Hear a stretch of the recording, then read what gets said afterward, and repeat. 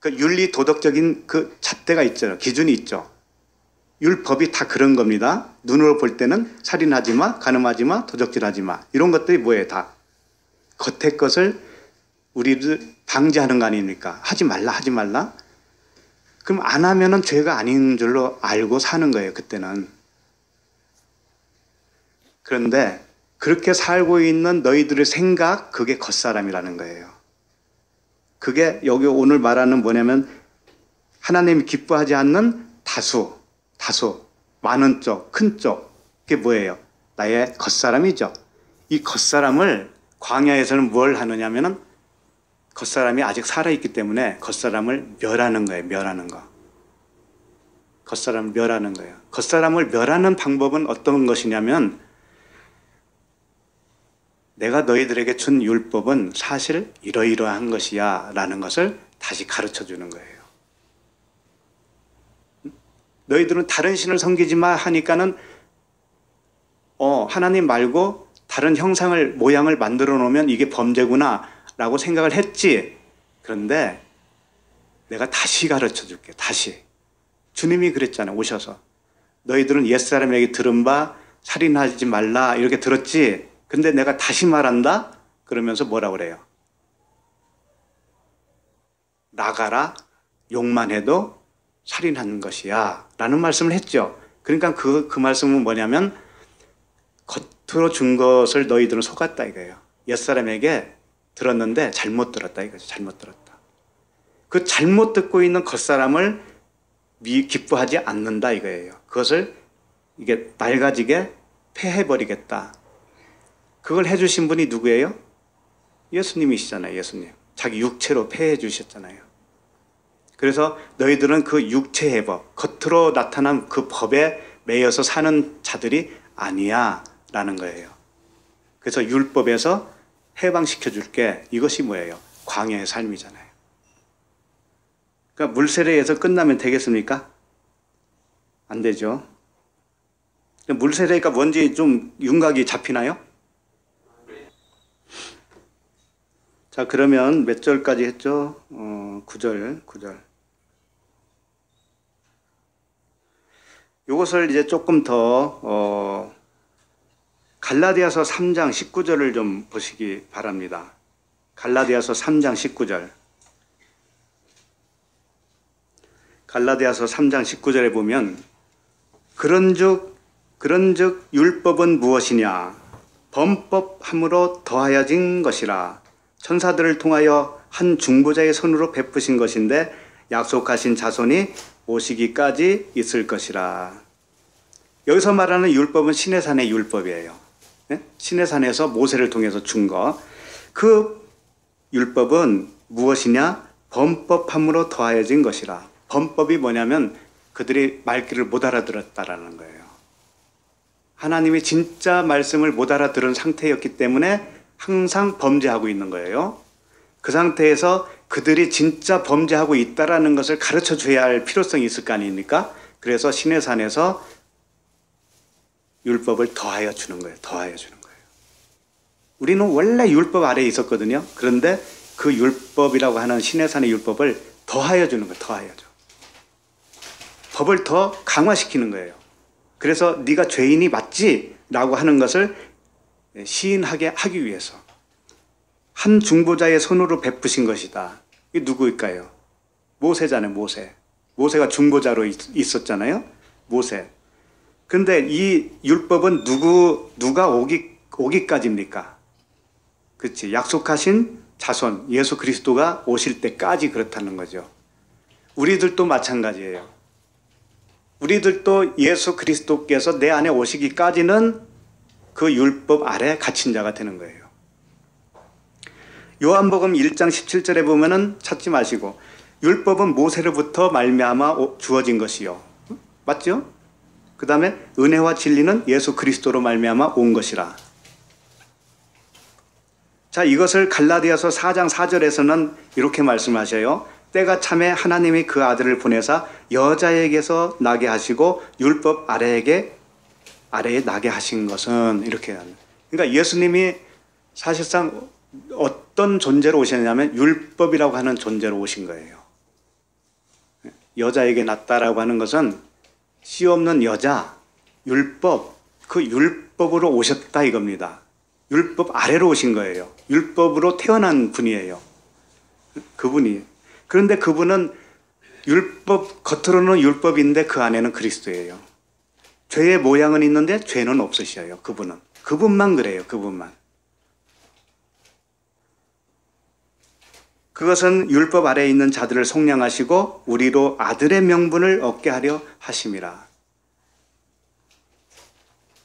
그러니까 이건 다시 요약을 하면 물세례와 불세례가 있다라는 것을 계속적으로 말씀하고 있는 것이고요. 2번 세례는 죽는 거죠. 그러니까 2번 죽는 겁니다. 2번 죽는다는 의미는 2번 태어난다는 의미예요. 그래서 거듭남이라고 하는 용어가 생긴 겁니다. 거듭남이 뭡니까? 다시 태어나는 거 아니에요? 다시 태어난다는 건 뭐냐면 한 번 태어났는데 또 태어난다는 의미 아니겠습니까? 그렇죠? 근데 많은 사람들이 물세례를 받고 할렐루야 이게 거듭남으로 생각한다고요. 그게 아니다. 물과 성령으로 거듭나는 것이다. 처음에는 물로 거듭나고 그 다음에 성령으로 거듭나는 것이다. 이걸 잘 아셔야 돼. 이걸 너희들이 알지 못하기를 원하지 않는다. 진짜 알기를 원한다. 진짜. 9절로 갑니다.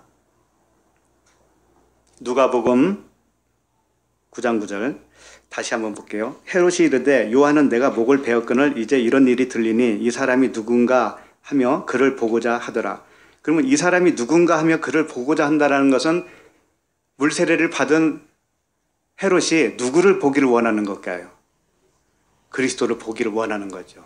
그리스도를 봐야 이 사람도 불세례를 받을 거 아닙니까? 그런 말씀들이 여기에 숨어져 있다라는 것을 아셔야 되죠. 자, 우리가 잘 아는 갈라디아서 2장 20절 말씀 아시죠? 그 19절을 좀 보시겠어요? 갈라디아서 2장 19절. 갈라디아서 2장 19절에 보면 내가 율법으로 말미암아 율법에 대하여 죽었나니 이는 하나님에 대하여 살려 함이라. 이렇게 되어 있죠? 이 말씀은 뭐예요? 내가 율법으로 말미암아 율법을 통해서 이런 뜻이죠. 율법을 통해서 율법 때문에 율법을 통해서 율법에 대하여는 죽었다. 내가 죽었다. 왜 그러냐면 그 육체의 법이기 때문에 육체로서는 그 법을 지킬 수가 없다라는 거 이제 깨달았다 이거죠. 그래서 하나님에 대하여 사는 겁니다. 그리고 나서 주어진 말씀이 2장 20절 말씀이에요. 내가 그리스도와 함께 십자가에 못 박혔나니. 그런데 여기를 원어를 보면 어떻게 되어 있냐면 2장 19절이 이는 하나님에 대하여 살려 함이라 이렇게 끝나죠. 그리고 20절에 내가 그리스도와 함께 십자가에 못 박혔나니 이렇게 시작되는 거 아닙니까? 그런데 원어를 보면 20절 이 초반 내가 그리스도와 함께 십자가에 못 박혔나니가 19절에 붙어 있는 거예요. 원래는 19절에. 이게 19절이에요. 20절이 아니라. 그런데 왜 20절로 띄어서 이쪽에다 붙여 놓았을까요? 19절에다가 붙어 있으니까 말이 안 되거든요. 무슨 의미인지 모르거든요. 그래서 20절로 편입을 시켰는데 사실은 19절 말씀에 붙어 있는 거예요. 19절 말씀에 어떻게 되어 있냐면은 크리스토 쉰의 스타우로 마이 이렇게 되어 있어요. 이게 뭐냐면 그리스도와 함께 이런 뜻이에요. 그리스도. 그 다음에 쉰의 스타우로 마이가 뭐냐면은 내가 그리스도와 함께, 내가 십자가에 함께 못 박혔나니 이런 뜻이에요. 쉰의 스타우로 마이가 뭐냐면 내가 십자가에 함께 못 박혔나니 이런 뜻이라고요. 그러니까 그 앞에 그리스도가 붙으니까 그리스도와 함께 내가 십자가에 함께 못 박혔나니 이 말씀이 어디에 붙어 있냐면 19절에 붙어 있다고요. 19절 끝에. 자, 그러면 어떻게 되느냐? 19절을 다시 번역을 하면 이 19절을 잘 번역한 성경이 있어요. 감사하게도. 다른 부분은 전혀 이렇게 번역을 안 했는데 딱 하나만 공동 번역 성경이라고 아세요? 공동 번역. 공동 번역은 그 천주교, 카톨릭과 개신교가 함께 번역을 한 거예요. 같이 쓰려고. 그때가 1977년이었는데 1995년 개정판이 있었어요. 그래서 지금 현재는 이 개정판으로 쓰고 있어요. 그런데 어디만 쓰고 있냐면 천주교하고 성공회, 그 다음에 정교회만 쓰고 있어요. 이 성경 말씀을. 근데 이 공동 번역이 다 잘 됐다는 의미는 아니에요. 다 잘 된 건 아니에요. 공동 번역은 약간 풀어서 쓴 거예요. 풀어서 쓴 경향이 많아요. 그런데 찾아보니까는 이 부분은 잘했어요. 이 부분은. 감사하게도. 그래서 공동 번역 성경이 이 19절 있잖아요. 19절 말씀을 내가 그대로 읽어 드릴게요. 갈라디아서 2장 19절. 나는 이미 율법의 손에 죽어서 율법의 지배에서 벗어나 하느님을 위해서 살게 되었습니다. 나는 그리스도와 함께 십자가에 달려 죽었습니다. 여기까지예요. 이게 19절이라고, 19절. 그럼 20절은 뭐냐면은 그런즉 여기서부터 시작하는 거예요. 20절은 그런즉 이제는 내가 사는 것이 아니요 내 안에 오직 내 안에 그리스도께서 사시는 것이라. 이렇게 나가고 있다고요. 그러면 19절에 붙어 있어야 된다라는 의미는 무엇이냐 이거예요. 이것은 이것과 같은 거예요. 이미 율법의 손에 죽어서 율법의 지배에서 나는 벗어났다. 이것이 곧 무엇을 의미하느냐? 내가 그리스도와 함께 십자가에 못 박혔다라는 것과 같다라는 거예요. 같다. 내가 율법에 의해서 죽었습니다. 이것은 뭐냐면 십자가에 그리스도와 함께 죽은 것과도 같은 의미입니다. 이런 뜻이라고요. 그래서 19절에다가 같이 있는 거예요, 이것을. 근데 이게 말이 안 되기 때문에 20절을 편입을 시켜버렸다고요. 다시 말해서 율법에 의해서 내가 죽었다라는 것은 내가 그리스도와 함께 죽은 것과도 같다라는 거예요. 왜? 그리스도는 율법으로 오신 분이기 때문에. 율법으로 오셨기 때문에. 그러니까 그리스도를 십자가에 못 박아야 됩니다. 못 박아야 됩니다. 라고 외치는 사람들이 있죠. 이 사람들이 진리를 알았을까요? 몰랐을까요? 몰랐으면 못 박으라고 할 수 있을 것 같아요? 그동안에는 거꾸로 생각한 거 참 많아요. 엄청 속은 거 많습니다. 성경은 진리만을 말씀하고 있어요. 비진리로 말씀한 것 같은데 그걸 뒤집으면 진리예요. 니고데모가 형편없는 이야기를 한 것 같은데 아니 엄마 모태에 다시 한번 들어가야 됩니까? 이런 질문을 누가 합니까? 초등학생도 못 하잖아요. 그런 건. 근데 그게 진리란 말이에요. 그게 진리의 말씀이란 말이에요. 십자가에 못 박혀 주세요라고 하는 건 뭐냐면 나와 함께 죽어야 됩니다. 그 얘기예요. 그럼 그 사람들이 죄인입니까? 죄인이 아닙니까? 죄인이죠. 근데 죄인을 구하러 오셨잖아요. 죄인이어야 구원받는 거예요. 역설적인 게 참 많습니다. 자꾸 우리는 우리의 생각이 있어요. 나는 의롭게 되어야 돼. 예? 나는 의로워야 돼. 착해야 돼. 의로워야 돼. 여기에 붙잡혀 있죠? 절대 의로울 수가 없어요. 근데 의로울 수 있는 방법이 하나 딱 있어요. 나는 의롭게 될 사람이 아닙니다. 절대 의로워질 수가 없습니다. 라는 것을 발견할 때 그때 하나님이 너 이제 알았니? 이제 알았어? 지금까지 혈기내고 사는 건 너 몰라서 그랬던 거야. 이제 알았으면 이제 그가 그치게 될걸? 모르니까 혈기도 생기는 것이고 모르니까 짜증도 생기는 것이고 모르니까 정죄도 하고 그러는 것이죠. 알고 나면 깨닫고 나면 정죄할 사람 하나도 없어요.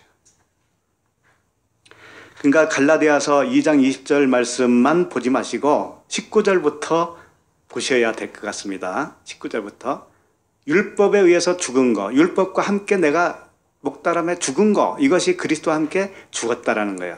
근데 여기서 보면 내가 그리스도와 함께라고 그랬죠. 내가 그러면 내가 예수와 함께라고 하면 더 좋았을 뻔했는데 내가 왜 그리스도라고만 할까요? 여기서는 그 부분을 좀 생각해 보시고 진행하도록 하겠습니다. 왜 내가 예수와 함께 십자가에 못 박혔다고 안 하고 내가 왜 그리스도와 함께 십자가에 못 박혔다고 할까요? 내가 예수기 때문에 그래요. 내가 예수기 때문에 내가 그리스도와 함께 십자가에 못 박은 것과 같은 거예요. 그 예수님이 십자가에 못 박힌 것은 맞는데 그 못 박힌 예수님이 이제 나로 보는 거예요. 나와 하나로 보는 거예요. 하나로. 그러니까 내가 그리스도와 함께 십자가에 못 박히는 거예요. 이제는. 그러면 나는 예수란 말이에요. 나는 비진리죠. 율법이죠. 그러면 율법은 주님이 기뻐하지 않는 겁니다. 그럼 기뻐하지 않는 것과 기뻐하는 것. 그리스도는 기뻐하는 것이에요. 그리스도 기뻐하는 것과 나, 하나님이 기뻐하지 않는 나와 함께 십자가에 못 박히면 어떻게 될까요? 무엇만 죽을까요? 네? 기뻐하지 않는 나만 죽을 거 아닙니까? 기뻐하는 그리스도는 어떻게 될까요? 살죠. 그러니까 그리스도라고 하는 분이 금이라면 금에 붙어있는 불순물이 나라고 생각을 해보세요.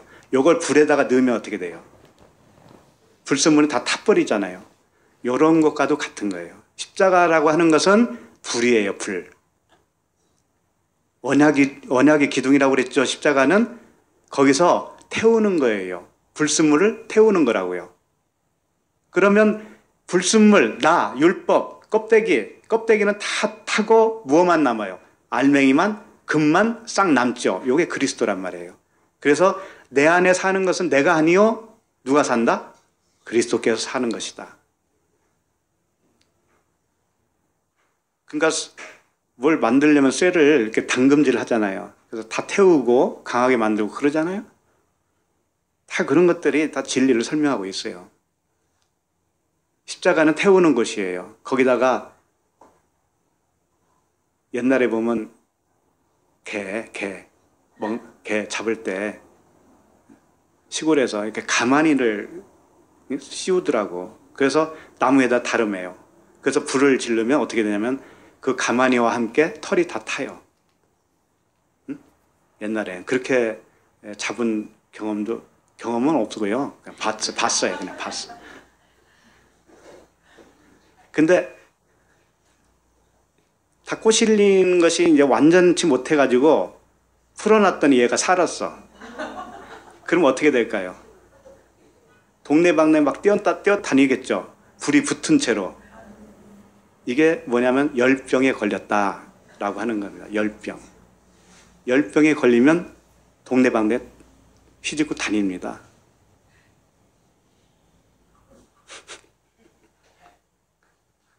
가지고 막 여기저기 불을 붙여요. 다니면서. 그러니까 죽을 때는 온전하게 죽자. 확실하게 죽자. 자, 10절로 갑니다. 오늘 큰일 났네, 이거. 자, 읽어볼까요? 사도들이 돌아와